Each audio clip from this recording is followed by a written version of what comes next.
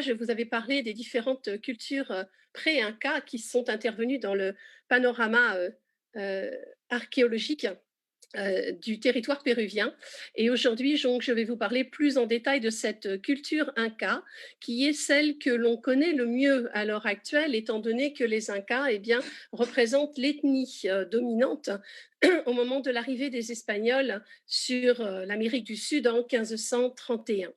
Donc, nous avons plus d'informations sur les Incas, tout simplement parce que des chroniqueurs, que ce soit des chroniqueurs métis, indigènes ou espagnols, à partir du début du XVIe siècle, eh bien, vont nous parler justement de cette ancienne culture inca et nous avons à ce titre une documentation assez phénoménale concernant les traditions, les croyances, le mode d'organisation sociale et économique. On a vraiment beaucoup d'informations sur cette culture inca, mais malgré tout, il reste encore quelques points de mystère parce que malheureusement, après la conquête espagnole, beaucoup de villes et beaucoup de lieux occupés par ces incas vont être détruits. Et donc, c'est l'archéologie à l'heure actuelle qui nous livre beaucoup d'informations sur les anciens modes d'organisation politique et sociaux. Et on recroise les nouvelles découvertes avec justement ce que les chroniques nous ont transmis à l'époque du XVIe siècle. Donc, les Incas, d'abord pour vous remettre un petit peu le. Pardon, rétablir un petit peu les choses. Excusez-moi. Les Incas, c'est un abus de langage, puisqu'en fait, on parle du Sapa Inca, qui est l'Inca, qui est l'empereur, celui qui gouverne en fait cette société et qui domine en fait cette culture. Mais les Incas en tant que tels, ça n'existe pas, puisqu'en réalité, c'est une composition de plusieurs populations, de plusieurs ethnies qui vont se révéler être dominées, être dirigées par l'empereur, par le souverain qu'on appelle le Sapa Inca. Et au moment de l'arrivée des Espagnols, donc l'empire Inca, alors là aussi c'est un terme à mettre un petit peu entre guillemets, puisque le terme d'empire peut aussi être discuté, eh bien cet établissement Inca est divisé en 4 quartiers. Et c'est sur cette photo que je vous montre ici que l'on trouve donc les 4 quartiers représentant donc le territoire conquis par les Incas. Vous avez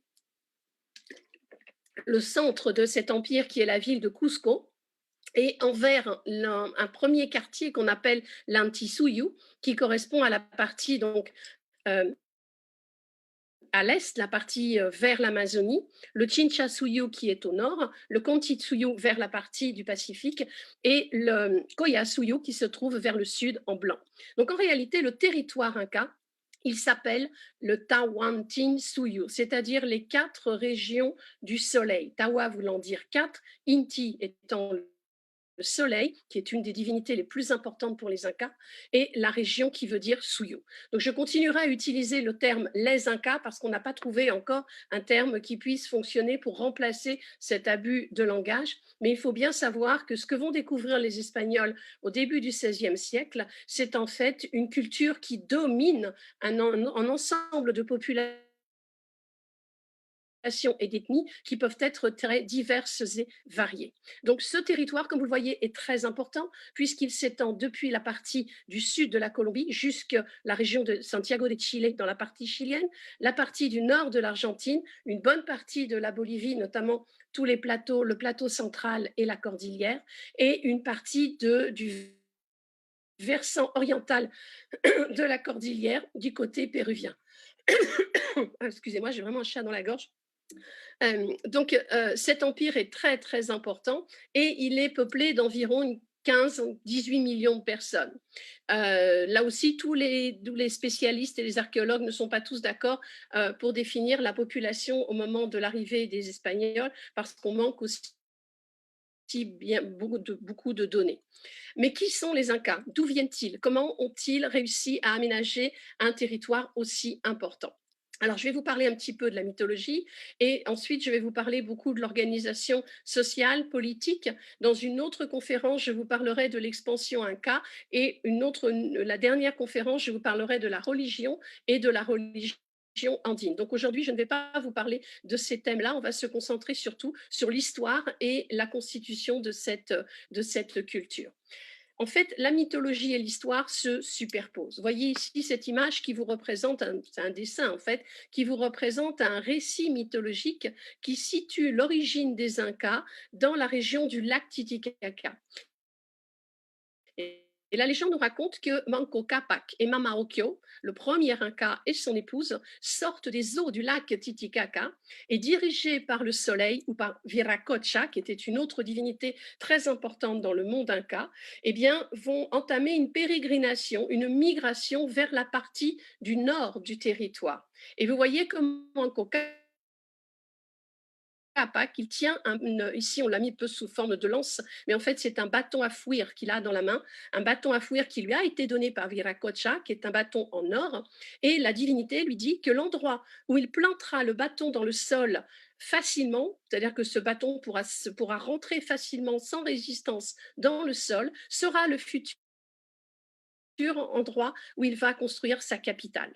Et donc, le couple marche jusqu'à la vallée de Cusco. Ils arrivent dans la vallée de Cusco et l'image à droite vous montre donc Manco Capac en train de planter ce bâton dans le sol et de choisir donc l'emplacement de sa future capitale d'empire. Cette mythologie nous rapporte en fait une existence aquatique des premiers Incas qui viendraient de la région du lac Titicaca.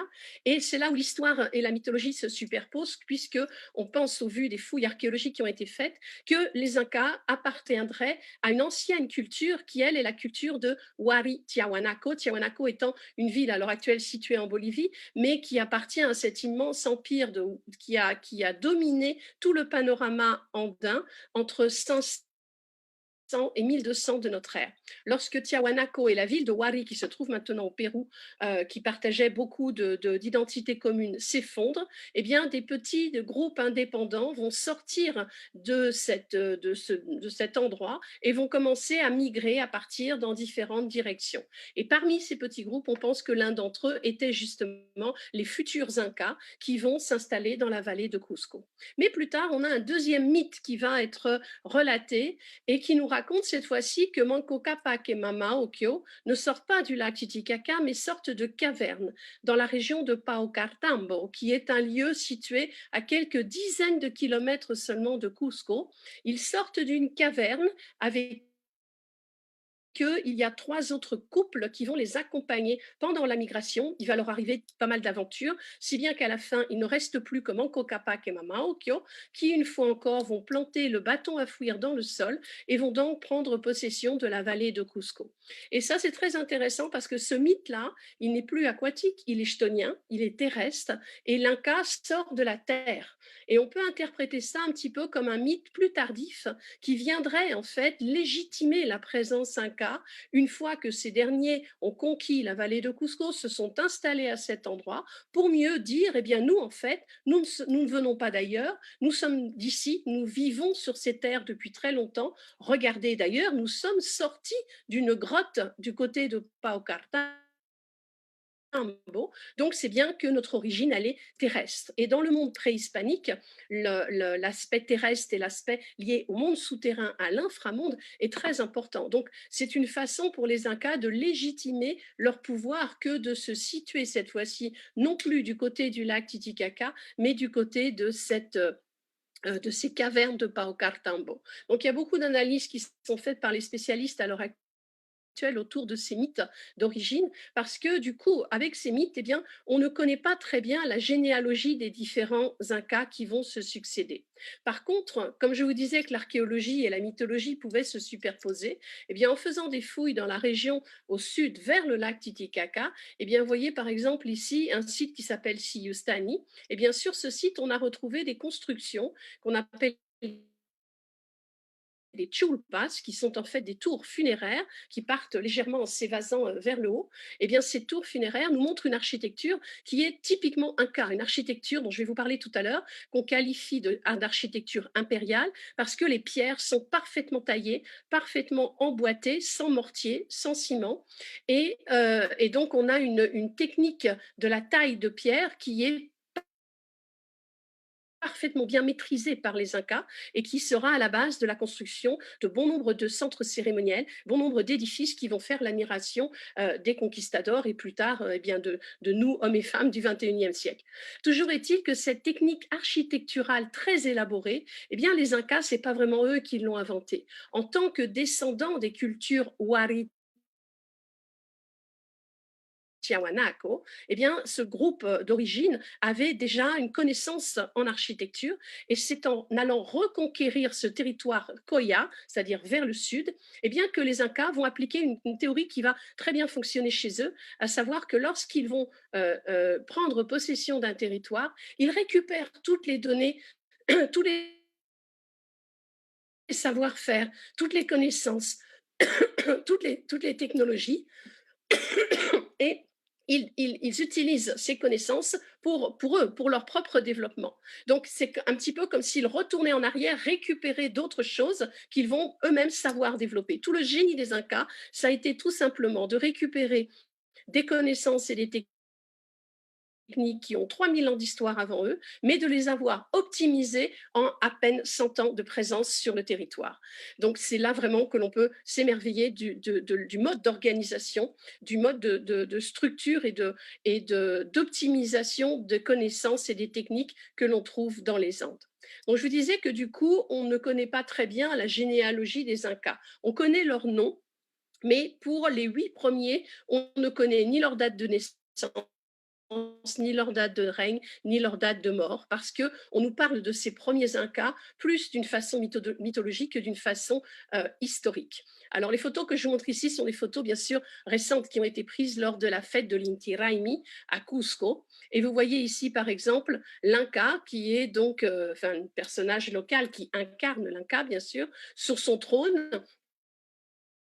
avec sa couronne, avec ici une sorte de hache qui était une représentation du pouvoir, et sa femme, la Koya, dont on dit qu'elle était sa sœur, qui est assise sur un autre trône. En fait, de toute la généalogie des Incas, eh bien, ce que l'on connaît, attendez, excusez-moi, ce que l'on connaît avant tout, ce sont les 5 derniers Incas qui vont être présents juste au moment de l'arrivée des Espagnols. Tous ceux qui sont avant, leur histoire se mélange avec des récits mythologiques. Donc en tout, on a 13 ou 14 Incas, ça dépend des chroniqueurs, ça dépend, il y en a un qui est un petit peu discuté par les spécialistes, mais on a effectivement une généalogie qui nous est donnée, mais avec plus de précision sur les 5 derniers. En tous les cas, lorsque les Incas Manco Capac s'installent dans la région de Cusco, il va dominer les cultures qui sont présentes. Il ne faut pas croire que la vallée de Cusco, elle était vide. Il y avait là des populations qui habitaient et qui habitaient depuis 6000 ans avant Jésus-Christ. Donc, c'est une vallée qui a toujours été habitée par des gens, mais les Incas vont imposer effectivement leur pouvoir, leur domination.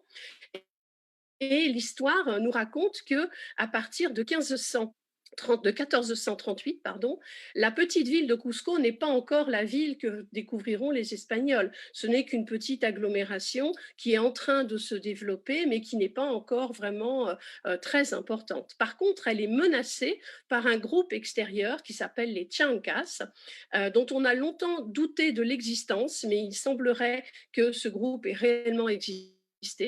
Et l'histoire nous raconte que les Chancas menacent d'attaquer la ville de Cusco. À cette époque-là, l'Inca s'appelle Viracocha, comme la divinité du panthéon Inca, et il n'est pas présent dans Cusco, il est un petit peu à l'extérieur, dans une sorte de résidence secondaire, si vous voulez, et il n'est pas très enthousiaste à l'idée de mener une attaque contre ces Chancas qui menace de prendre la ville de Cusco. Donc, il va laisser à son fils cadet le soin de s'en occuper. Et son fils cadet, eh bien, lui, va effectivement réussir à fédérer différents groupes, différentes personnes, à lever une armée, on va dire, un peu de briquet de broc, parce que ce ne sont pas des guerriers professionnels à cette époque-là. Et il va réussir à repousser les Chancas en dehors de la ville de Cusco. Et devant ce fait d'armes glorieux, parce que personne à l'époque n'aurait parié sur la victoire des Incas contre ce groupe Chanca qui était quelque part beaucoup plus prêt à la bataille que les Incas, et devant cette victoire un peu miraculeuse, eh bien, le fils cadet de Viracocha va donc prendre le pouvoir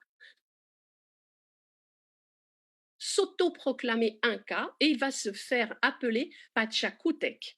Le Pachacuti veut dire en fait la révolution, la réforme du monde, le grand bouleversement. Et donc Pachacútec veut dire celui qui va réformer le monde, en toute modestie bien entendu. Donc Pachacútec, on connaît l'existence historique de ce personnage et il apparaît vraiment comme l'Inca pivot, c'est-à-dire celui qui va faire basculer la culture Inca d'une petite culture locale au même niveau que toutes les autres à une culture qui va vraiment dominer l'ensemble du territoire péruvien et qui va s'imposer presque comme un véritable empire. Donc Pachacútec, au moment de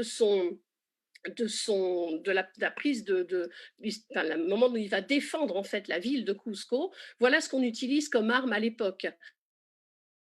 On est sur des propulseurs qu'on appelle aussi des ATAC, qui sont des propulseurs qui sont tout à fait redoutables parce qu'ils augmentent la vitesse de propagation d'une flèche, ils augmentent également la façon dont on va viser les agresseurs. On a des boleadoras qui sont, vous savez, des grosses balles en cuir reliées à une corde qui permettent donc de frapper quelqu'un. Également, on a des frondes qui sont aussi très redoutables, des arcs et des flèches.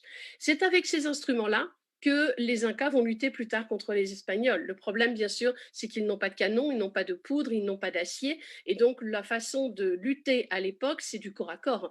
Et on ne peut se battre qu'en étant à une distance relativement proche des autres. Ce qui est une arme redoutable aussi, eh bien, ce sont les casse-têtes que vous voyez ici, formés par des pierres coupées en forme d'étoile, fixées sur un bâton. Et ça, quand vous preniez des coups sur la tête, effectivement, comme dit le nom, ça faisait très très mal. Et donc, c'est avec ça que l'on se bat à l'époque. Voilà des photos ici qui vous représentent les Incas, mais alors à la façon coloniale, bien sûr, vue avec un regard un peu occidentalisé, et qui vous montre ici Atahualpa, qui sera donc le dernier Inca présent au moment de l'arrivée des Espagnols en 1531, qui se place dans la lignée en fait donc de tous ces grands prédécesseurs. Voyez que les Incas sont représentés avec une sorte de petite frange ici de couleur rouge qu'on appelle la mascaipacha et qui en réalité tombait un petit peu devant les yeux puisque lorsqu'on regardait l'Inca, eh bien on ne le regardait jamais dans les yeux. L'Inca, c'est une représentation du soleil. Il est le fils du soleil. En tous les cas, il se présente comme tel. Et à droite, par exemple, vous voyez l'Inca qui présente ici une représentation de son pouvoir avec une illustration du soleil, faite aussi bien sûr à la façon occidentale, puisque la façon locale des représentations des divinités n'a rien à voir avec nos concepts à nous. Mais toujours pour vous dire que ici, eh bien, nous avons une représentation de l'Inca avec ses attributs de pouvoir et tel qu'il devait se présenter aussi à la population lors des cérémonies. L'Inca est un personnage puissant. Il domine vraiment toute la hiérarchie et toute la structure sociale qui va être mise en place, surtout à partir du moment où Pachacútec arrive au pouvoir. L'Inca est respecté et vénéré en tant que fils du soleil et en tant que personnage politique très important.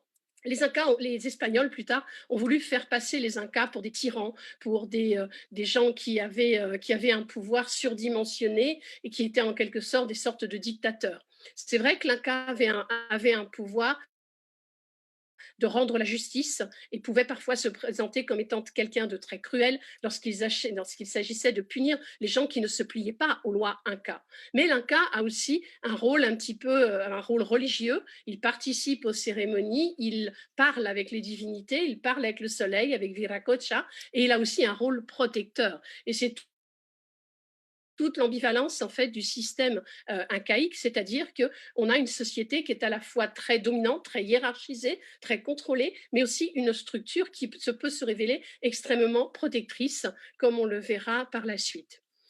L'expansion des Incas, je vous en parlerai plus en détail dans ma prochaine conférence, mais vous voyez qu'à partir de Pachacútec, donc à partir de 1438, eh bien, Pachacútec va entreprendre d'aller conquérir d'autres vallées aux alentours de la ville de Cusco, petit à petit en s'éloignant de plus en plus du point d'origine.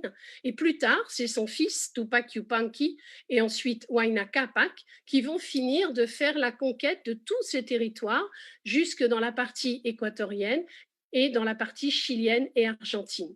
Donc on a un empire qui est en fait, au moment de l'arrivée des Espagnols, un peu un empire au pied d'argile, parce que cette conquête, elle est récente. Vous voyez, on part de 1438, on arrive à 1527 au moment de la mort de Huayna Capac, et à ce moment-là, eh bien, on a tout ce territoire qui est occupé. Mais il ne faut pas croire que toutes les populations se sont soumises à l'empire Inca. On a beaucoup de populations qui résistent encore très vivement à la domination de ces Incas.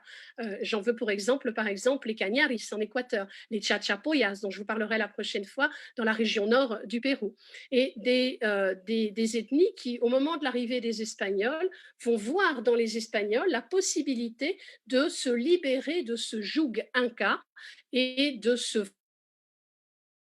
venger en quelque sorte de l'imposition de ce pouvoir. Ce qui déplaisait surtout beaucoup aux différentes ethnies à l'époque de l'arrivée des Espagnols, eh bien, c'est le fait que les Incas demandaient des taxations, des impôts, et que ces tribus que devaient payer les populations étaient perçues parfois comme étant extrêmement lourds et donc très contestés. Et c'est surtout ça le point, je dirais, de discussion et le point négatif entre les Incas et les gens qu'ils vont dominer. En tous les cas, pour circuler, regardez ici, les Incas avaient mis au point un système tout à fait ingénieux et extrêmement bien élaboré, qui est un système de route. Vous voyez qu'en rouge, ici, vous avez ce qu'on appelle le Capacñan, qui est un chemin qui littéralement se traduit par le chemin royal. Ce chemin royal part du nord de l'Équateur, traverse donc toutes les Andes, et en fait ce chemin circule au sommet des Andes, dans la partie en haut des montagnes, et il va aller jusqu'à la ville de Santiago. Ce Capacñan est un chemin empyré qui peut avoir jusqu'à 9 mètres de largeur et qui va donc permettre de relier tous les points névralgiques de l'Empire. Mais sur la côte pacifique, vous voyez qu'on en a un autre en vert ici, qui est un chemin qui longe la côte, qui est parallèle, et entre la côte pacifique et la partie des Andes, on a des chemins transversaux qui permettent de passer d'un endroit à l'autre. Ce Capacñan n'est pas utilisé par tout le monde. Il fallait avoir des autorisations particulières pour circuler sur ce chemin royal. Et vous allez me dire à quoi ça sert d'avoir des chemins empyrés façon un peu voie romaine si on ne possède pas d'animaux de transport et si on n'a pas de véhicules de transport, parce qu'à l'époque, on n'utilise pas la roue. C'est pas qu'on la connaît pas, mais on ne l'utilise pas. Et on n'a pas d'animaux non plus pour tracter d'éventuels moyens de transport. Eh bien, la raison pour laquelle on fait des chemins aussi larges et aussi élaborés, c'est que lorsque les Incas partent en conquête pour d'autres territoires, ils amènent avec eux des dizaines de milliers de soldats. On dit que pour la conquête de l'Équateur, Tupac Yupanqui a amené 300 000 personnes. Donc, quand ces armées se déplaçaient, eh bien effectivement, ça représentait énormément de monde et il fallait avoir une voie qui puisse justement les dégager. Ce Capacñan, il était aussi utilisé par les Chasquis. Les Chasquis, ce sont les coureurs qui, à l'époque Inca, étaient chargés de transmettre des biens et des informations dans tout l'Empire. Ces Chasquis couraient sur à peu près une vingtaine de kilomètres chaque jour. Ils se reposaient dans des tambos, qui étaient des sortes d'auberges, dans lesquelles on se repassait les informations. Donc, on avait des relais, en quelque sorte. Donc, vous voyez l'image ici à gauche de ces tchaskis, et qui ont avec eux des cordelettes à nœuds, qu'on appelle des quipus, dont je vous parlerai tout à l'heure, et qui répertoriaient un certain nombre d'informations. Donc, eux avaient l'autorisation, effectivement, de pouvoir circuler sur ces chemins. Et voilà quelques photos ici qui vous montrent ce qu'il reste des chemins actuels du Capacñan, puisque on a pu reconstituer en fait, en gros, tout le cadastre de ces chemins, même si on sait que par endroits il y a eu des destructions et il manque des bouts de ce chemin. Mais vous voyez par exemple ici en Équateur, notamment, et dans la partie nord du Pérou, eh bien, vous avez ici des restes de ces chemins empyrés. Dans les montagnes aussi, à côté de Machu Picchu, par exemple, eh bien, vous avez aussi ces restes de ces chemins empyrés. Donc, ça veut dire qu'on a tout un travail d'aménagement du territoire qui est tout à fait conséquent et qui se fait au fur et à mesure que la société inca se constitue et que l'empire, en fait, se met en place. Voici ici donc le cœur de cette société qui est la ville de Cusco. La ville de Cusco, comme je vous ai dit au départ, c'est une petite agglomération qui, au moment de la prise de pouvoir par Pachacútec, va être reconstruite. Pachacútec, il trouve que la ville, elle n'est pas assez belle, elle n'est pas assez bien entretenue, il n'y a pas assez de bâtiments importants, et il va lancer une campagne de développement architecturale de la ville absolument phénoménale. Et c'est à partir de Pachacútec qu'on va observer donc le développement de la ville de Cusco, qui, comme toutes les villes andines, répond à un système duel, à savoir que la ville est séparée en deux parties. La première partie au nord qu'on appelle le Anan Cusco et la partie au sud qui est le Urin Cusco. Dans la partie sud, l'endroit le plus important, c'est le Coricancha, dont je vais vous parler après, qui est le fameux temple du soleil, alors que dans la partie nord, eh bien, on a la partie de l'Aucaipata, qui est la place principale qui existe toujours à l'heure actuelle à Cusco. Donc cette division nord-sud, elle répond à une division spatiale que les Incas, encore une fois, n'ont pas inventée, qui a été utilisée bien avant eux et à des époques même beaucoup plus anciennes, qui marque en fait une dualité spatiale à l'intérieur de la ville. Mais vous voyez qu'on a aussi une autre ligne qui coupe la ville, cette fois-ci d'est en ouest, qui va marquer en fait le passage du soleil, si bien qu'à l'intérieur même de la ville de Cusco, eh bien, on va retrouver le découpage en Chinchasuyu, Antisuyu, Koyasuyu, Kontisuyu. Donc, Cusco apparaît en quelque sorte comme une sorte de microcosme de reproduction en miniature de ce qu'est en réalité l'empire inca. Et au fur et à mesure que l'on va conquérir des territoires, eh bien, la ville de Cusco va suivre l'aménagement de ces terres et va grandir de plus en plus. À l'intérieur de cette ville, on a beaucoup supputé sur sa forme générale et certains spécialistes y ont vu la volonté de représenter un puma. Regardez ici le félin avec ses petites oreilles, son mufle, son corps et qui suit en fait tout en la partie centrale qui est tout en longueur de la ville de Cusco. Moi, je vais vous dire personnellement, je ne suis pas une grande fanatique de cette hypothèse qui me paraît très européanisée et très tirée par les cheveux, mais elle a été basée aussi sur une réflexion par rapport à un site dont je vais vous montrer la photo ensuite, qui est le site de Sacsayhuaman, qui se trouve ici et qui est souvent présenté comme étant un site extérieur à la ville de Cusco, alors qu'en fait, Sacsayhuaman est intégré à la ville de Cusco. Pourquoi pense-t-on qu'il est extérieur? Eh bien parce qu'il est sur les hauteurs et qu'il domine en réalité la ville de Cusco. Mais à l'époque préhispanique, eh bien, ce site de Sacsayhuaman faisait partie intégrante de la ville de Cusco et donc représenterait pour les partisans de cette théorie la partie de la tête de ce puma. Toujours est-il que Cusco ne ressemblait pas bien sûr à au Cusco que l'on connaît à l'heure actuelle, mais la ville s'organisait le long de cet axe nord-sud. Et voilà à quoi on peut représenter à l'heure actuelle la partie de la Caipata, de la place principale. Et sur cette place principale, il y avait une pierre dressée qu'on appelle un nushnu, qui était une pierre qui faisait l'objet de rituels, de vénération, d'offrandes, puisque l'Inca allait verser sur cette pierre de la chicha, de l'eau. Alors, le chicha, c'est la boisson fermentée de maïs, qui est la boisson la plus utilisée encore actuelle dans les Andes, mais qui faisait l'objet en fait des offrandes les plus importantes à l'époque préhispanique. Et donc, autour de cette place de la Ocaipata, eh bien, on va trouver différents endroits, comme par exemple ici la Cusipata, qui était la deuxième, enfin une place qui se trouvait juste derrière, qui existe toujours à l'heure actuelle. Et en fait, cette grande place n'a pas changé depuis l'époque préhispanique. La seule chose qui a changé, c'est que le rio Safi qui court ici, qui traverse en fait cette grande place, maintenant a été empierré et l'eau coule en dessous, mais on ne voit plus ce fleuve qui traversait à l'origine la place. Et tout autour, eh bien, on avait des constructions importantes à caractère religieux ou à caractère résidentiel. Et à l'heure actuelle, eh bien, seulement une partie de ces constructions sont encore visibles parce qu'on a construit par-dessus les maisons coloniales espagnoles et qu'on a réutilisé certaines pierres de ces constructions pour aménager la ville coloniale espagnole.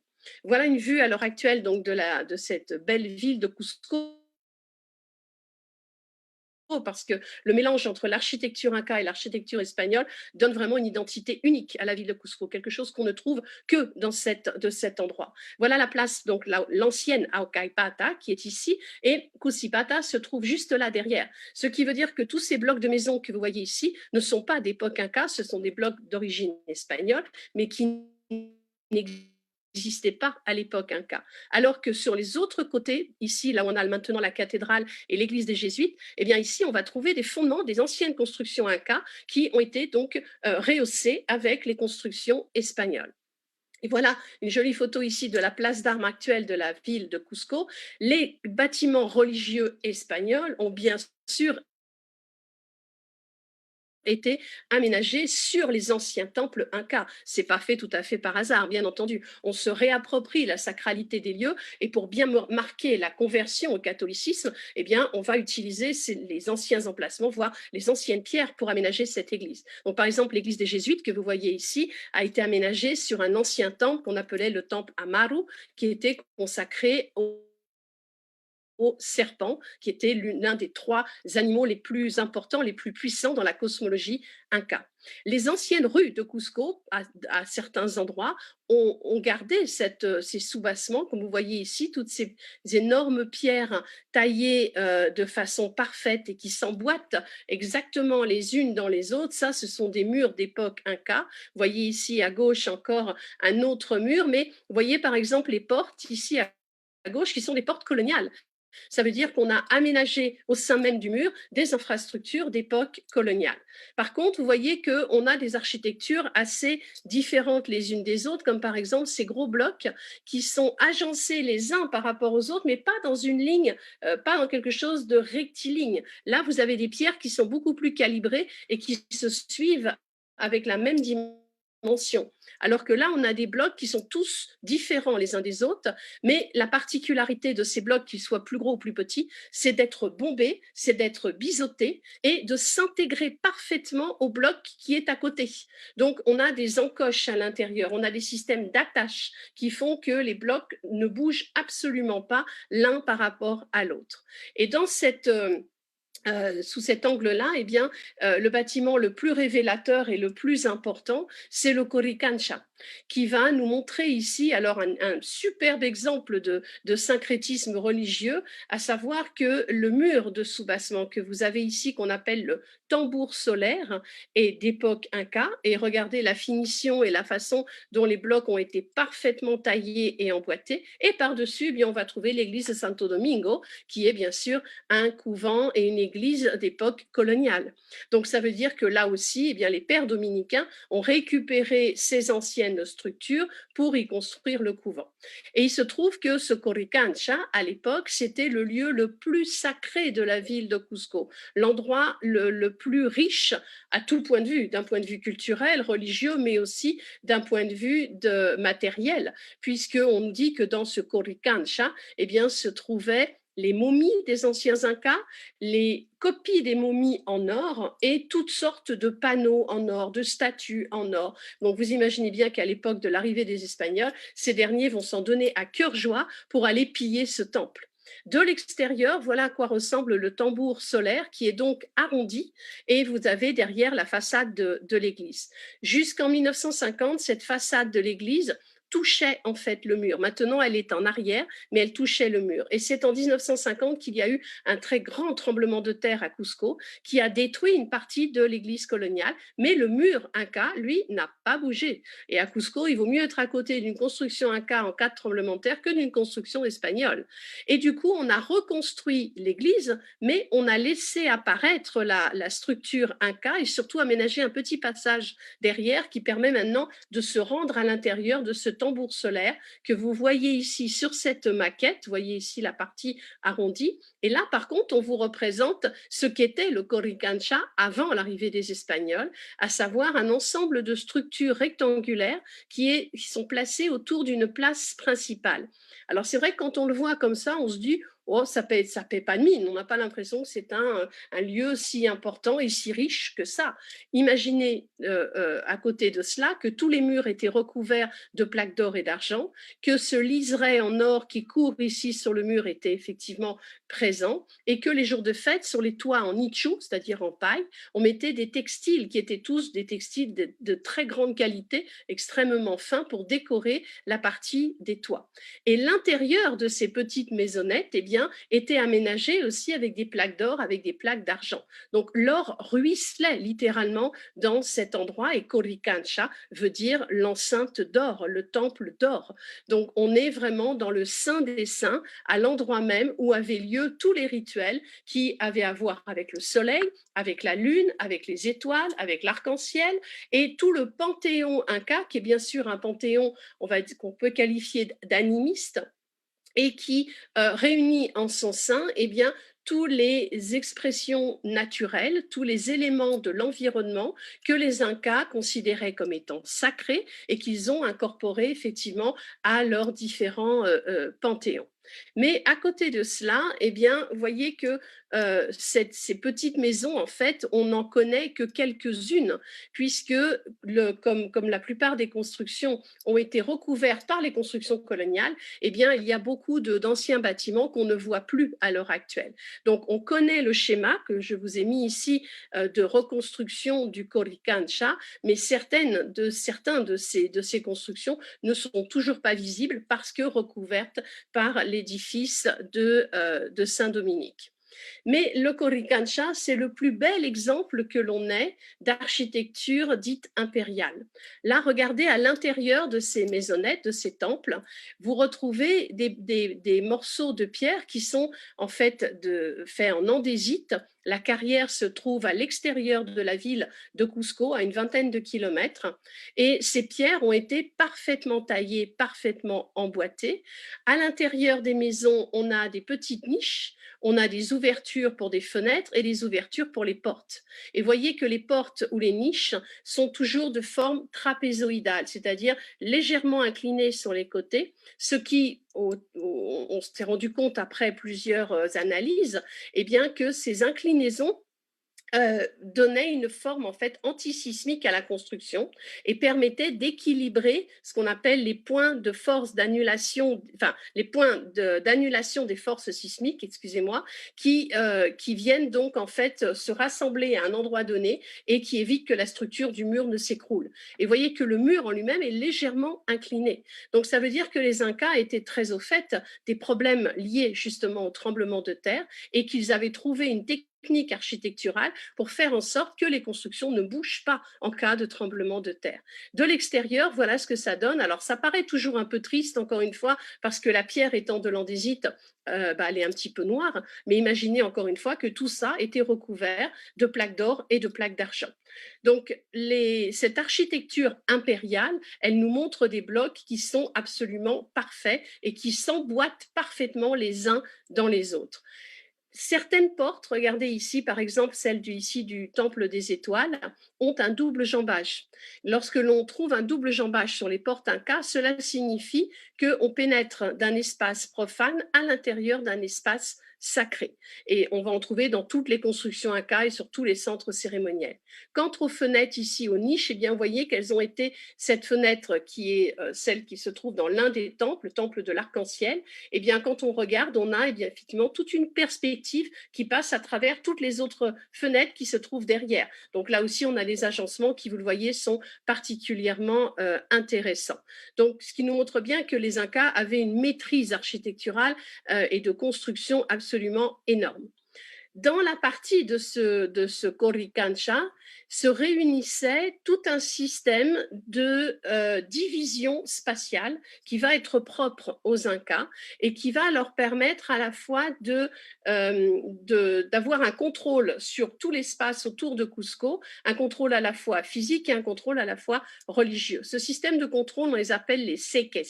Et les seques, ce sont des lignes imaginaires, ce ne sont pas des lignes réelles, ce sont des lignes imaginaires qui partaient du Coricancha et qui vont, regarder, subdiviser les 4 quartiers de l'Empire. Chaque quartier a plusieurs dizaines de lignes qui vont le traverser. On sait que ces lignes peuvent aller jusqu'en Équateur. On en a une qu'on a retracée jusqu'à l'île de la Plata en Équateur.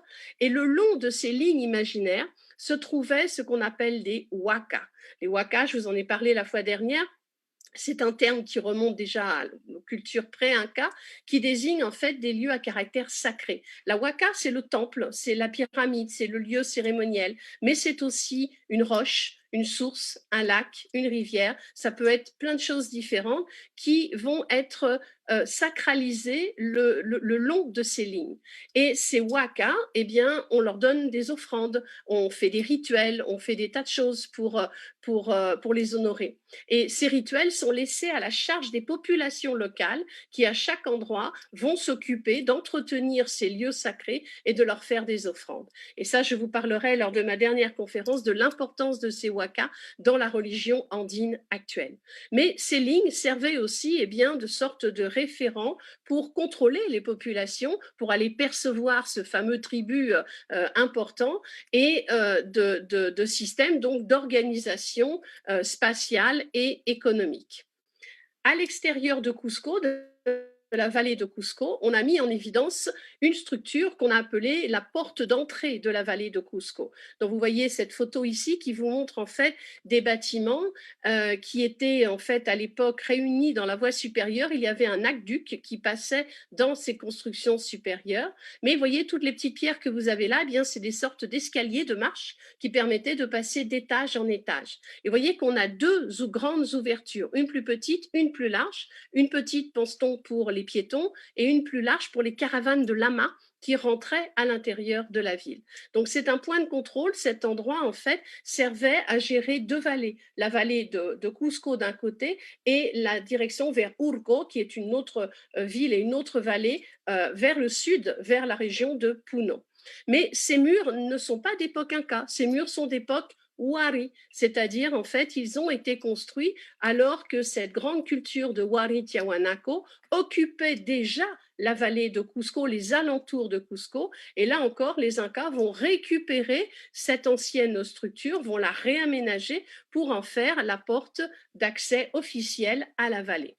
Et à l'extérieur donc de la ville de Cusco, sur les hauteurs de Cusco, on va trouver ce fameux site de Sacsayhuaman qui a fait couler beaucoup d'encre parce qu'il a vraiment beaucoup marqué les Espagnols lorsqu'ils sont arrivés à Cusco, qui voyaient en fait dans cette construction énorme une sorte de citadelle, une sorte de forteresse, parce qu'elle domine justement la vallée. Donc pour des Espagnols du XVIe siècle, une construction importante, énorme, placée sur une colline, c'est forcément une forteresse. On sait à l'heure actuelle que même si on a retrouvé des armes effectivement ici, Sacsayhuaman n'était pas qu'une forteresse, c'était aussi un lieu à caractère cérémoniel.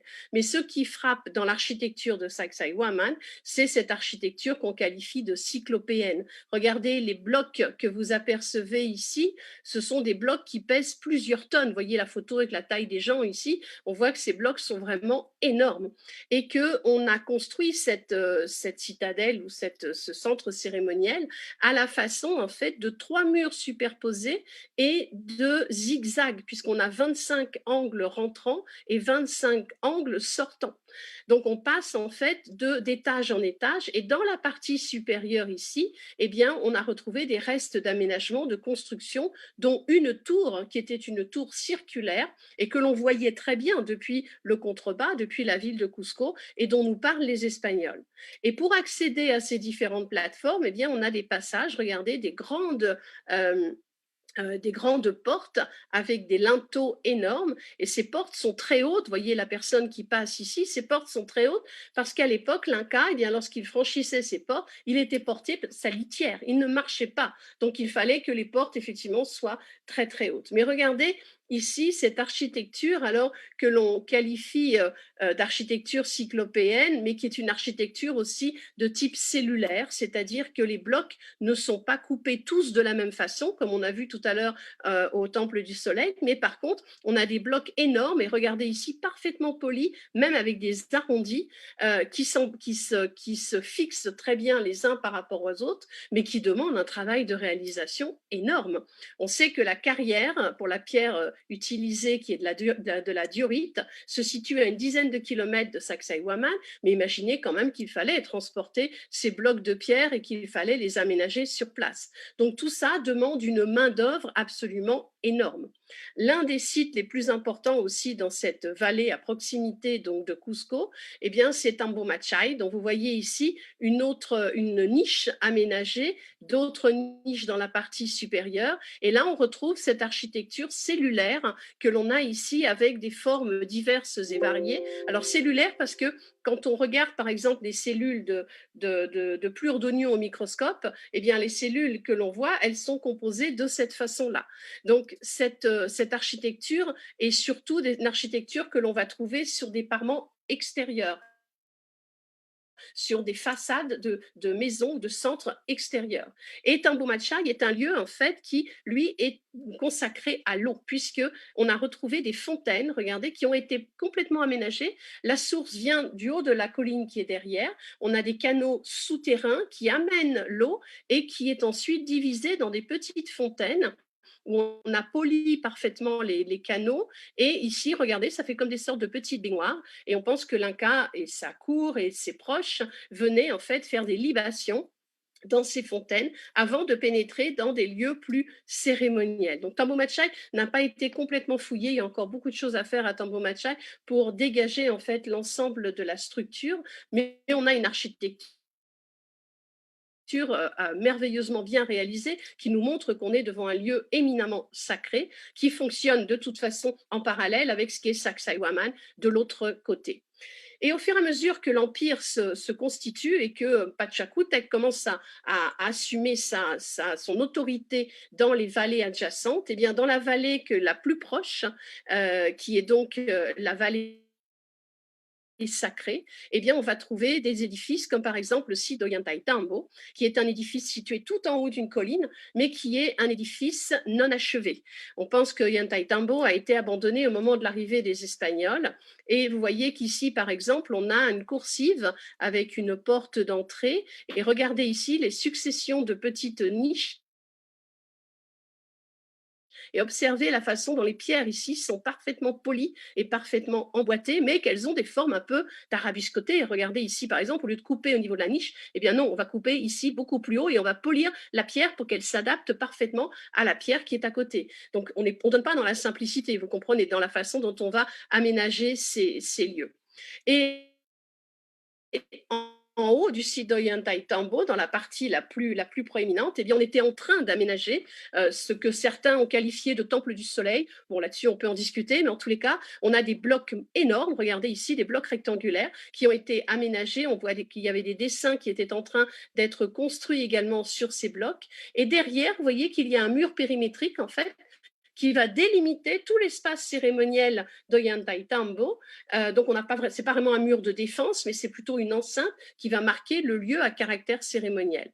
Et de l'autre côté, eh bien, on a des terrasses de soutènement, regardez, qui sont très raides, avec des escaliers très raides aussi pour monter jusqu'en haut. Ce ne sont pas des terrasses agricoles, ce sont des terrasses qui ont été aménagées pour soutenir en fait la colline afin de pouvoir construire en hauteur le site d'Ollantaytambo. Donc ça aussi, ça demande une main-d'œuvre phénoménale. C'est pour cela qu'on sait à l'heure actuelle que la population dans le monde péruvien au moment de l'arrivée des Espagnols était probablement bien supérieure à ce que les chroniques ont voulu nous dire, parce que c'était beaucoup mieux pour les Espagnols de minimiser la population pour mieux justifier la conquête. Mais en réalité, on a beaucoup de monde. Et les Incas avaient inventé un système, du moins récupéré un système, qu'on appelle le système de la mita, qui est le système de travail volontaire obligatoire. C'est-à-dire que l'État organisait des cohortes de gens qui venaient faire les 3-8 en quelque sorte et qui étaient remplacés les uns après les autres et qui venaient travailler pour l'État, qui donnaient de leur temps à l'État pour l'aménagement de ces ouvrages absolument fabuleux. Et en échange de ces travaux, bien, on les rémunérait. On leur donnait des textiles, on leur donnait des produits alimentaires, on leur donnait toutes sortes de choses. Donc c'était un travail, oui, mais un travail qui était rémunéré. Regardez ici, pour en revenir à l'importance de l'eau, le site de Tipon, qui se trouve dans la partie sud, cette fois-ci en direction de Puno.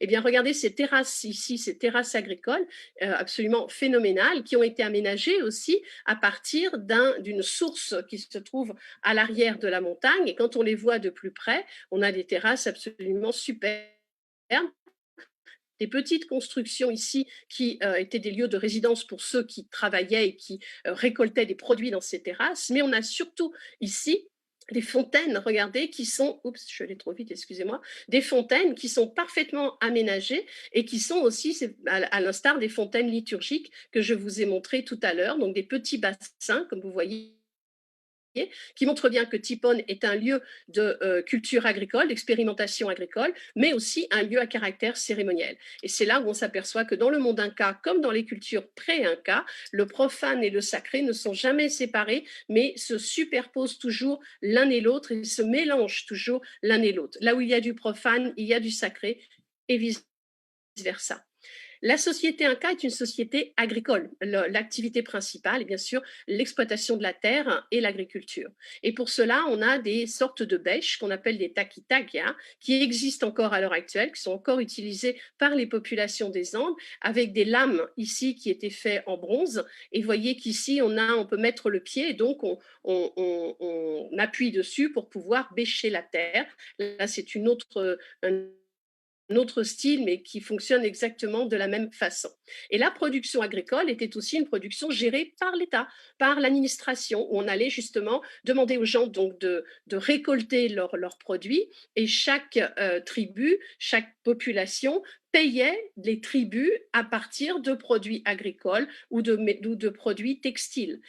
Et dans ce monde agricole, eh bien, le maïs était à l'honneur, puisque le maïs, c'est un petit peu c'est le blé de chez nous, c'est le maïs qui va être la base de l'alimentation.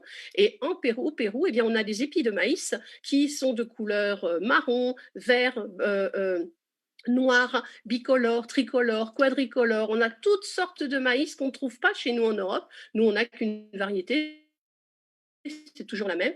Alors que dans les Andes, on a vraiment une variété absolument phénoménale. Et ce maïs, eh bien, c'est le résultat de 4000 ans d'exploitation et d'études humaines pour arriver à optimiser la taille des maïs. Et cette vallée sacrée des Incas, qui se trouve donc à peu près une trentaine de kilomètres de Cusco, eh bien, cette vallée sacrée, on l'appelle sacrée parce qu'elle était particulièrement productive et qu'elle était un petit peu le grenier à blé de Cusco. C'est là que l'on va produire les plus grandes variétés agricoles. Mais on ne produit pas de la même façon qu'en Occident. On ne produit pas seulement dans la rivière, comme vous voyez maintenant les champs de culture actuels. À l'époque Inca, on optimise tous les différents étages écologiques que l'on trouve le long des différentes vallées andine, de façon à créer ce qu'on appelait à l'époque une économie verticale. Et pour optimiser ce terrain de culture le long des flancs des collines, on va utiliser les cultures en terrasse. L'autre site le plus fort de cette vallée, c'est le site de Pisac, qui marque l'entrée de la vallée sacrée quand on vient de Cusco. Et regardez ces terrasses agricoles absolument énormes qui en fait sont aménagés sur tout le flanc de la montagne, qui descendent en fait jusqu'en bas de la vallée et donc qui permettaient d'obtenir une production agricole à la fois importante mais surtout variée, puisqu'en fait en différents étages écologiques, plus on monte, plus la température descend, plus la végétation se raréfie et les Incas vont toujours chercher à optimiser les produits agricoles en sélectionnant les semences, en les combinant les unes avec les autres et en les adaptant à ces différents étages écologiques. Résultat, la production agricole, elle était vraiment énorme. Et ici, vous voyez ces magnifiques terrasses. On aperçoit ici des restes de construction des fonctionnaires et des administrateurs qui s'occupaient de contrôler les récoltes, puisque ces récoltes servaient pour les populations locales, mais comme je vous ai dit, servaient aussi à payer les tribus, étaient amenées à la ville de Cusco, stockées à Cusco, et l'Inca et l'administration s'occupaient de redistribuer une partie de cette production. Le site de Pisac, c'est pas que les terrasses, c'est aussi une partie cérémonielle et on a ici ce qu'on appelle donc l'intihuatana, mais ça je vous en reparlerai plus tard. On a ici une roche in situ qui a été choisie comme waka, comme lieu cérémoniel. Et vous voyez que tout autour, on a aménagé un mur parfaitement taillé, parfait, des pierres qui s'emboîtent parfaitement les unes avec les autres. Et on retrouve un peu le tambour solaire que nous avons avons vu tout à l'heure à la ville de Cusco au Coricancha. Donc on a ici un temple à caractère sacré et une petite protubérance ici dont je vous reparlerai lorsque je vous parlerai de la religion andine. Beaucoup de bâtiments autour de ce bâtiment principal et qui étaient des lieux de résidence probablement pour des prêtres ou pour des gens de l'aristocratie, des gens importants, mais le site de Pissac est avant tout un quartier, effectivement un site qui fonctionne avec beaucoup de pratiques agricoles. Mais dans cette vallée, aux alentours de la vallée sacrée, un peu à l'extérieur, on a découvert aussi un autre site très intéressant qui s'appelle le site de Moray et qui nous montre à quel point les Incas se préoccupaient de la réalisation, de l'optimisation en fait de leur domaine agricole. Ce site de Moray est constitué de plusieurs centres aménagés. Alors ce sont des terrasses, mais de façon concentrique, regardez, qui partent vers le bas et puis après qui s'étagent en hauteur et qui sont complètement artificielles, bien sûr, qui ont été complètement aménagées. Entre le fond de ce cercle ici et la partie extérieure, on arrive à avoir 5 degrés d'écart. Donc ça veut dire qu'en fait, le long de chaque terrasse, eh bien, on va mettre des cultures différentes. On va chercher à optimiser chaque culture en fonction de l'emplacement dans lequel on se trouve, de la température et comment on va les combiner les unes avec les autres. Donc, Moray est en fait une sorte de laboratoire expérimental agricole qui est propre aux Incas puisqu'on va cultiver ici en petit ce que l'on va ensuite reproduire en grand. Et donc, on va transférer simplement les observations et les combinaisons de semences qu'on a fait à des altitudes différentes, à des températures différentes, sur le reste des Andes. Donc, voilà une photo aérienne ici qui vous montre ces différents espaces de cercles concentriques que l'on a retrouver sur ce site. Donc, pour vous dire à quel point on a vraiment des ingénieurs agronomes, tout simplement, à l'époque, qui se consacraient à cela et à l'étude pour optimiser et rentabiliser l'espace disponible dans les Andes. Et juste à côté, eh bien, on a aussi optimisé quelque chose de local qui est en fait un petit ruisseau qui sort de la montagne et qui avait pour particularité de transporter du sel.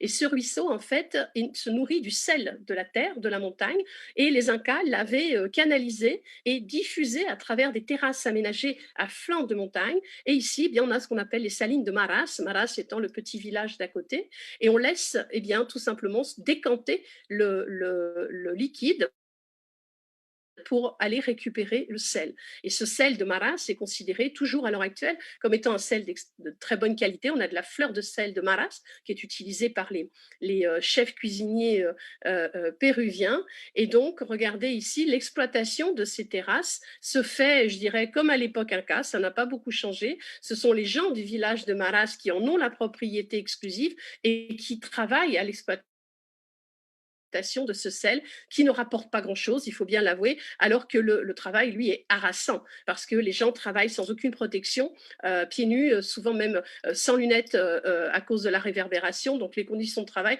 qui sont très dures, mais cette exploitation vraiment est d'une beauté extraordinaire. Regardez les différentes couleurs que l'on a ici de tous ces puits dans lesquels on laisse effectivement le sel se décanter. Et quand on sort de la ville de Cusco et que l'on va un petit peu plus loin, donc ça je vous en reparlerai aussi plus tard, mais on a les sites extérieurs à Cusco, dont par exemple ici le site de Rachi, qui se trouve sur la route en descendant vers Puno. Et ce site de Rachi est un très bel exemple aussi de mélange d'architecture cérémonielle et d'architecture, je dirais, fonctionnel, puisqu'on a ici les restes d'un temple qu'on a appelé le temple de Viracocha, donc la divinité, la grande divinité principale des Incas, où on trouve des soubassements en pierre parfaitement taillés, donc une architecture impériale, mais aussi, regardez, des murs en adobe. Et ça, c'est le seul bâtiment que l'on connaisse, en fait, dans l'Empire Inca, qui soit construit de cette façon-là. Là, en fait, il s'agissait du mur central et on avait des toits qui descendaient depuis la partie haute jusqu'en bas et qui reposaient, regardez, sur ces colonnes extérieures. Donc une sorte de temple principalement constitué par ces toits extrêmement pentus. Et à l'extérieur, eh bien, on a les restes des silos à grains dans lesquels on entreposait, regardez, on a reconstruit plusieurs de ces silos dans lesquels on entreposait les denrées agricoles qui étaient produites dans cet environnement. Le sol à Rakchi est extrêmement fertile. C'est un endroit où on devait produire effectivement beaucoup de variétés agricoles. On les stocke dans ces silos et ensuite les fonctionnaires qui venaient depuis la ville de Cusco étaient donc habilités à répertorier les quantités exploitées sur ces terrains agricoles et les amener, les exporter, les redistribuer. Donc on a tout un système en fait d'économie qui est géré par l'État, mais auquel participe en fait toute la population locale. Donc le site de Rakchi à cet égard est un endroit très intéressant. Alors vous allez me dire, pour gérer un empire aussi important avec une hiérarchisation aussi stricte, eh bien il fallait des outils. Et l'un des outils qui était est utilisé justement par les Incas, c'est le quipu, qui est cette fameuse cordelette de nœuds, regardez, rassemblée sur une cordelette principale. Et vous voyez qu'on a des paquets de nœuds sur chaque fil que l'on a estimé être en fait des représentations numériques en base 10 et qui servaient à enregistrer des quantités. Et lorsque, par exemple, des populations payaient leur tribu, eh bien, on enregistrait la quantité de sacs, par exemple, de maïs, les sacs de haricots, de piments et ainsi de suite. Mais on a aussi des couleurs, regardez, des couleurs qui sont données à des groupes de fils et sur lesquels, là, on n'a pas vraiment d'explication. En fait, ces quipus étaient réalisés par des quipus kamayok qui étaient ceux qui détenaient la science de la réalisation et du déchiffrement des quipus. Et à l'heure actuelle, eh bien, cette science, elle ne nous a pas été transmise. Les quipus Kamayok ont disparu et on ne sait pas comment déchiffrer ces quipus. Alors, il y a beaucoup d'études qui sont menées à l'heure actuelle, notamment par des chercheurs nord-américains, à propos de ces cordelettes à nœuds, essayer de comprendre comment est-ce qu'on enregistrait ces différentes données, sachant qu'il y a aussi des quipus qui servent aussi à enregistrer des histoires, des contes, des choses que l'on va relater et qui servent de système de mémorisation de certaines histoires. Donc c'est passionnant d'étudier ces quipus, mais pour l'instant, malheureusement, on n'a pas encore trouvé, je dirais, la pierre de Rosette nous permettant de les déchiffrer. Voilà une représentation d'époque coloniale qui nous montre un quipu Kamayok avec son quipu. Et ici, ce que l'on a, c'est ce qu'on appelle la yapana, qu'on appelle aussi la calculette des Andes, qui est en fait souvent réalisée, on en a sur la côte pacifique, qui sont faits dans des os de baleine. Et c'est des petits creux comme ça, et on mettait des petites boules à l'intérieur. Et avec ces petites boules, eh bien, on les déplaçait d'une petite dépression à l'autre, et on pouvait faire des calculs. Donc la yapana, c'est vraiment le système qui servait probablement à faire les calculs, alors que le quipu ne sert qu'à enregistrer des quantités. Dans la céramique, eh bien, on a chez les Incas des céramiques qui sont très typiques, très facilement identifiables, dont la plus importante, celle qu'on trouve vraiment sur tous les sites, c'est l'aribal. Alors, aribal est un mot qui vient du grec. Donc, c'est un emprunt qu'on a fait au grec, mais en fait, ce sont des sortes d'amphores qui ont la partie pointue. On ne voit pas très bien, mais en fait, en bas, c'est pointu et c'était destiné à être mis dans le sol. Et ces amphores, regardez, ont des petites anses avec des petites têtes de lama stylisées. Et on pouvait passer une corde ici entre la anse, les deux anses et la tête de lama et porter ces récipients sur le dos. Et qu'est-ce qu'on mettait dans ces aribales? Eh bien, on mettait de la chicha. On laissait fermenter le maïs pour devenir de la chicha. Et vous voyez que parfois, on va anthropomorphiser certaines de ces aribales. On en a des petites, des moyens, des grandes. Et voilà comment on pouvait les porter. Vous voyez ici une céramique qui nous montre justement un personnage portant l'aribale sur son dos. Donc ça, on en trouve partout et chaque fois qu'on tombe sur une aribale, quand on fait une fouille archéologique, on sait qu'on est devant un site Inca. Mais chez les Incas, en réalité, des villes Incas, eh bien, on n'en a plus parce que tout a été détruit au moment de l'arrivée des Espagnols. Cusco est peut-être ce qu'il y a de mieux préservé, mais en fait, la seule et vraie ville Inca qui nous soit parvenue en l'état, c'est Machu Picchu. Alors, je ne vous présente plus Machu Picchu parce que tout le monde connaît ce merveilleux site andin qui a été découvert en 1911 par un chercheur nord-américain. Et voilà une vue ici d'ensemble du site qui nous montre en fait la ville de Machu Picchu, la cité de Machu Picchu, vue depuis des terrasses qui la surplombent, qui sont des terrasses agricoles, et prise en fait depuis Machu Picchu, c'est-à-dire la vieille montagne. Et en face, vous avez la jeune montagne qui s'appelle le Huayna Picchu. Et la ville, en fait, est située au milieu d'une vieille montagne et d'une jeune montagne. Et là, on retrouve toujours cette dualité andine qui est donc propre à la pensée de ces anciennes populations. Voilà à quoi ressemblait Machu Picchu lorsqu'Hiram Bingham, donc cet historien nord-américain, la découvre en 1911. Il la découvre de façon tout à fait fortuite, mais il s'extasie de voir à quel point les bâtiments sont extraordinairement bien préservés. Et en fait, entre l'abandon de Machu Picchu vers 1450 et sa découverte en 1911, cette ville est tombée dans l'oubli. Donc les Espagnols ne l'ont jamais vu, ne l'ont jamais connu, Machu Picchu. Et c'est pour cela que la ville est aussi bien préservée, parce qu'elle n'a pas eu à souffrir des destructions et des reconstructions de l'époque coloniale. Elle a été englobée, enfouie à l'intérieur de la végétation, et elle a été parfaitement préservée. Donc certains bâtiments, bien sûr, ont été reconstruits par les archéologues ou remis en valeur, mais en fait, la ville en elle-même, les bâtiments n'ont pas tellement changé. Ce qui a disparu, ce sont les toits qui étaient faits en nichou, en paille, mais les structures même, les murs et les sous-bassements, eux, sont restés parfaitement impeccables. Voilà une photo ici qui vous montre une espèce de reconstruction, hypothétique bien sûr, mais de la ville avec ses toits en nichou. Regardez ici ces charpentes en bois et les différents quartiers de Machu Picchu dans lesquels on a mis en évidence donc plusieurs aménagements et plusieurs lieux à caractère cérémoniel. Voilà les terrasses du Huayna Picchu, donc la montagne jaune qui domine le site de l'autre côté. Et voyez que là aussi, on a des terrasses. Regardez, tout le haut de cette montagne a été complètement aménagé et travaillé. Et on avait des petites constructions. Vous voyez qu'il y a une petite maisonnette ici. Et en haut, on a ce qu'on appelle le temple de la Lune, qui est aménagé à l'intérieur d'une sorte de grotte. Donc ça veut dire que tout cet ensemble avait été travaillé et aménagé, faisait partie intégrante de la ville. Voilà, depuis la place principale, les terrasses agricoles. Tout à l'heure, la photo, elle était prise là, d'en haut. Et regardez la quantité de terrasses agricoles qui étaient présentes à Machu Picchu. Sauf qu'en faisant des études, on s'est rendu compte que ces terrasses agricoles, même si elles étaient très productives, ne suffisaient probablement pas à nourrir toute la population de Machu Picchu, qui était probablement autour de 1000 personnes. Et qu'il fallait faire venir depuis Cusco un supplément de produits.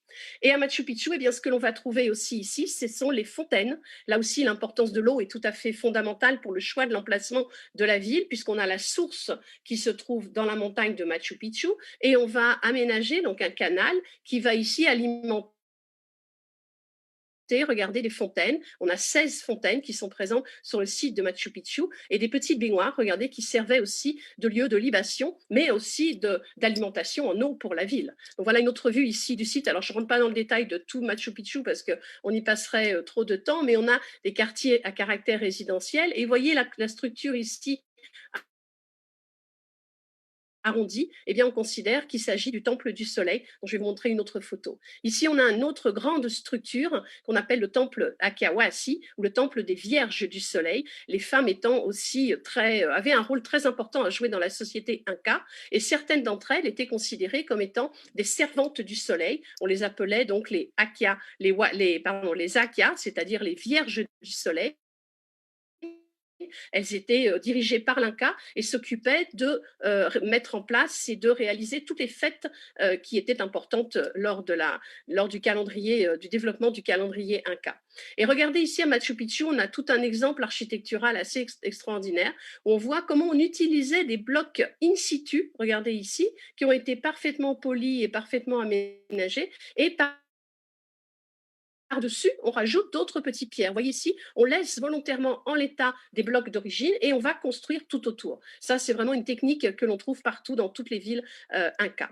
L'Intihuatana, c'est une pierre alors qui fait couler beaucoup d'encre. Ça aussi, je vous en reparlerai lors de ma dernière conférence, qu'on considère être une sorte d'observatoire solaire.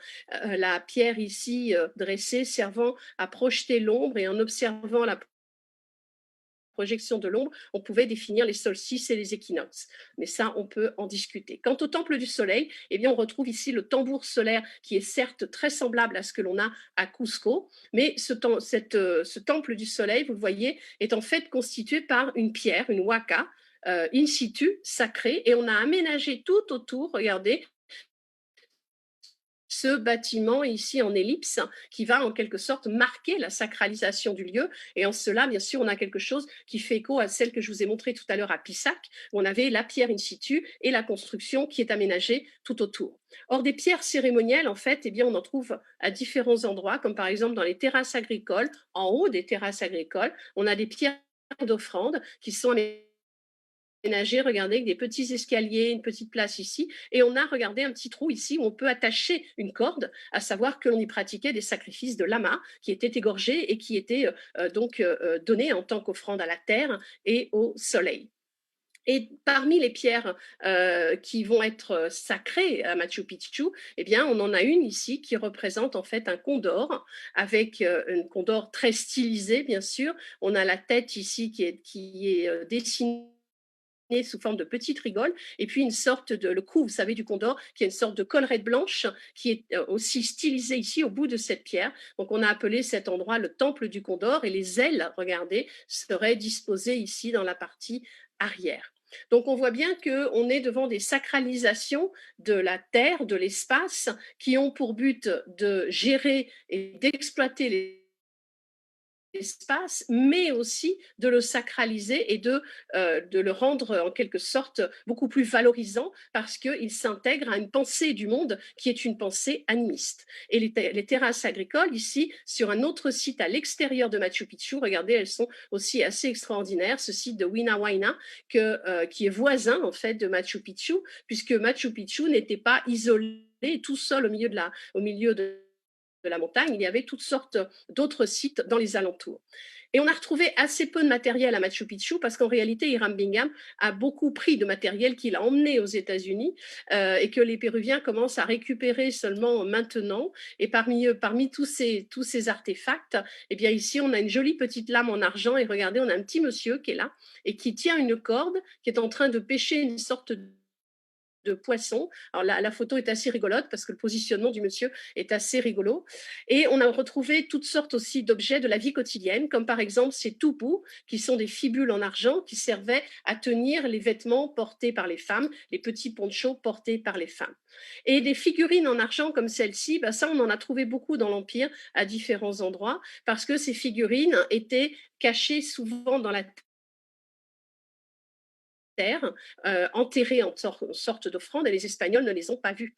Et ces figurines, eh bien, on les voit maintenant toutes nues, comme celles que vous avez ici, mais en réalité, elles étaient habillées, regardez, avec des petits ponchos, avec des coiffes. Et ça, on le sait maintenant, parce qu'on en a retrouvé plusieurs de ces figurines qui avaient été données, laissées en tant qu'offrande auprès de momies, de jeunes enfants sacrifiés en haut des montagnes, et le froid a congelé en fait les tissus et la figurine, et nous a permis de les retrouver intacts. Et on en a d'autres qui ne représentent pas des personnes humaines, mais des lamas. Regardez ici, un petit lama en argent et un lama aussi en coquillage de spondylus, ce spondylus étant donc le coquillage sacré dont je vous ai parlé la dernière fois de ma conférence, que l'on trouvait à l'époque pré-inca. Et toujours dans la volonté de sacraliser des terres et de disposer des petites offrandes, on a aussi les conopas, qui sont des figurines à offrande, ici qui représentent, regardez, une petite tête de lama. On a un petit trou ici dans lequel on disposait des petits grains de maïs, des petits pétales de fleurs, de la chicha, différentes sortes de choses pour nourrir la terre et donc marquer l'emplacement et la possession de cet espace terrestre. Dans les céramiques Inca, je vous ai dit, on a beaucoup d'aribal, que je vous ai montré tout à l'heure. On a quelques figurines plus intéressantes et rigolotes, comme par exemple ici, un petit personnage qui porte à la façon indigène les charges sur son front et qui semble porter en fait la céramique en elle-même sur son front. Et ici, on va trouver des dualités avec un petit jaguar, regardez, qui est représenté sur le bord de cette céramique, et des petits coups de lama qui semble émerger de la pièce. Ça, c'est une très jolie figure, tout à fait originale et assez peu commune dans le monde inca. Quant aux aribales, voilà d'autres exemples ici, avec des représentations un peu plus figuratives de sortes d'oiseaux ou d'insectes, et de petites têtes ici, qui ne sont pas des têtes de lama, mais des têtes de puma. Les petites assiettes aussi, des petites assiettes creuses dans lesquelles on va déposer des offrandes. Ça aussi, c'est typiquement un cas, des assiettes unies, mais avec simplement une bande transversale qui est occupée par des motifs géométriques. Et ces motifs géométriques, on les trouve sur les tissus. Regardez par exemple les unku, donc qui sont en fait des tuniques portées par les hommes et notamment surtout par les guerriers. Et on va retrouver ici des motifs très stylisés, très conceptualisés, qu'on appelle des tokapu. Et qui, pour certains spécialistes, serait une forme d'écriture à caractère idéographique. Et les zunku, justement, les plus célèbres, eh bien, ce sont ceux portés par les soldats, qui sont des zunku à damier, comme vous le voyez ici, avec un col de couleur rouge, et toute l'armée inca était porteuse de ces zunku à damier. Ici, on en a d'autres avec, encore une fois, on va retrouver regardez les tokapu, donc ces motifs géométriques et de très jolies couleurs, bien sûr, qui sont tous des couleurs minérales ou végétales. Des petits sacs qu'on appelle des chuspas, que l'on porte en bandoulière et qui servaient à garder les feuilles de coca. Comme ça, on se promenait, on piochait, on prenait la feuille de coca et on la mastiquait. Des petits peignes également faits avec des épines de cactus et des petites pinces à épiler qui servaient aussi pour l'aristocratie, bien parce que ce n'étaient pas les gens du commun qui l'utilisaient, mais pour enlever les petits poils disgracieux. D'autres cérémonies, d'autres pièces, comme par exemple ces kéros, regardez ici, nous montrent, alors kéros sont les vases cérémoniels dans lesquels on versait la chicha. Et ici, vous voyez qu'on va retrouver cette bande avec des motifs stylisés qui font penser justement à ces tokapus. Et on a du travail de l'os également, notamment des os de lama qui étaient polis et travaillés. Regardez ici, on a une petite fibule avec un petit félin qui est très joliment dessiné sur ces pièces. Alors, je suis un petit peu en retard dans mon timing, mais je veux juste finir en vous présentant ici le site de Choquequirao, qui est un des grands sites incas qui est encore largement méconnu au Pérou, qui a été fouillé par l'université de Nanterre et qui est assez spectaculaire. Vous le voyez, construit sur le flanc d'une montagne. Choquequirao, c'est un peu le pendant de Machu Picchu, mais plus au sud dans la cordillère. Et on y a retrouvé tout un ensemble de constructions de type habitationnel. On n'a pas de temple sacré, on n'a pas de temple du soleil comme à Machu Picchu. On a des constructions qui sont plus simples, mais regardez ici ce qui a fait la célébrité du site, eh bien, ce sont ces terrasses sur lesquelles on a retrouvé des incrustations, regardez, en pierre blanche de lama. Et du coup, on a l'impression de voir une procession de lamas qui monte, qui monte, qui monte. Et en haut, on a le petit berger qui tire les lamas. Et pour vous montrer aussi que d'autres sites, bien sûr, sont identifiables de par leur architecture inca. Un autre site qui s'appelle Huanuco Pampa, qui nous montre ici les restes d'une porte à double jambage, donc une porte sacrée, comme je vous ai dit, et qui est décorée avec deux magnifiques félins qui gardent l'entrée de cette porte. Et à l'intérieur de Huanuco Pampa, eh bien, on va trouver des restes également de soubassement de murs. Mais vous voyez, c'est comme ça qu'on trouve les villes incas, malheureusement. Les pierres ont été pillées, ont été utilisées pour construire d'autres lieux et les sites n'ont pas toujours été protégés, malheureusement. Mais lors de leur expansion, les Incas vont se comporter de façon très pragmatique, à savoir qu'ils vont adopter les coutumes locales, respecter les coutumes locales et très souvent venir se superposer par-dessus. Par exemple, ici, dans la céramique, eh bien, on a ici une arribale qui est de style inca, mais avec la couleur noire propre au Chimu. C'est-à-dire que sur la côte, on fait les céramiques de couleur noire. Donc les Incas, lorsqu'ils vont faire la conquête du territoire Chimu, vont imposer en quelque sorte leur style, mais vont utiliser la même base d'argile pour le faire de couleur noire. Et de même, sur la côte, lorsqu'ils vont s'installer, eh bien, puisqu'il n'y a pas de pierre sur la côte, eh bien, on va utiliser l'adobe. Et voilà le site de Tambo Colorado sur la côte pacifique, qui est d'époque Inca, qui a été aménagé par les Incas, mais qui n'a plus rien à voir avec l'architecture des Andes, puisque là, eh bien, on va copier les systèmes que l'on trouve déjà sur la côte, qui sont très anciens, et on va s'adapter en fait à ces nouvelles techniques. Mais de cette expansion et des techniques que vont utiliser les Incas pour assurer leur domination sur l'ensemble du territoire, eh bien, je vous parlerai plus en détail la prochaine fois de cette expansion formidable.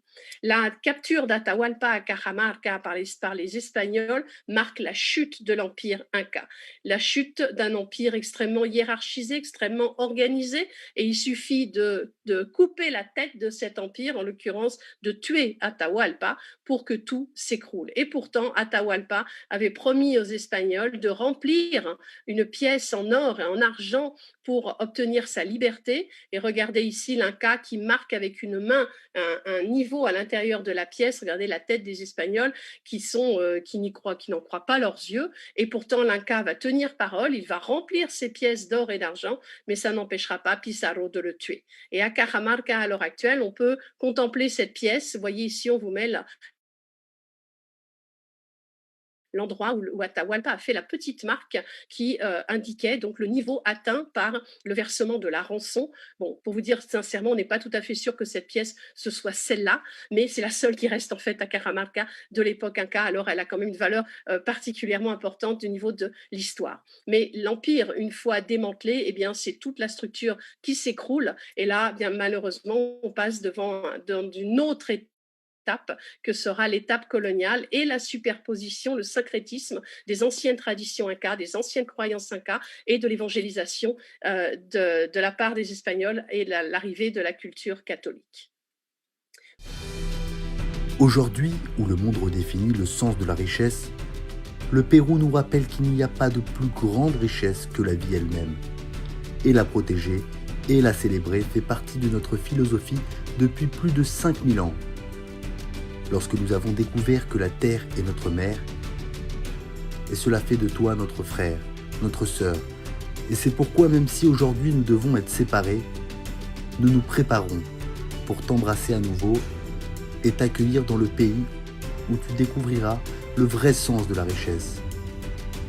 Quand tout cela sera terminé, nous aurons confirmé que le plus riche n'est pas celui qui possède beaucoup, mais celui qui célèbre le mieux la vie.